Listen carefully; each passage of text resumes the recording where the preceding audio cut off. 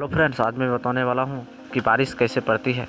जैसा कि आपको बता दें, जब आर्द्र मानसून हवाएं पर्वत से टकराती है तो ऊपर की ओर उठ जाती है, परिणाम स्वरूप पर्याप्त बारिश होती है। हम जानते हैं कि ज्यों-ज्यों ऊंचाई बढ़ती है तापमान कम होने लगती है। 165 मीटर ऊपर जाने पर डिग्री सेंटीग्रेड तापमान कम हो जाती है। हवाएं जब ऊपर उठती है तो इसमें मौजूद वाष्पकण ठंडे होकर पानी की बूंदों में बदल जाते हैं। जब पानी की बूंद भारी होने लगती है तो यह धरती पर गिरती है। इसे हम बारिश कहते हैं। चूँकि मानसूनी हवा में वाष्पकण भरपूर मात्रा में होती है, इसीलिए बारिश भी जमकर होती है। ऐसा ही फैक्ट वीडियो देखने के लिए हमारे चैनल को सब्सक्राइब करें। धन्यवाद।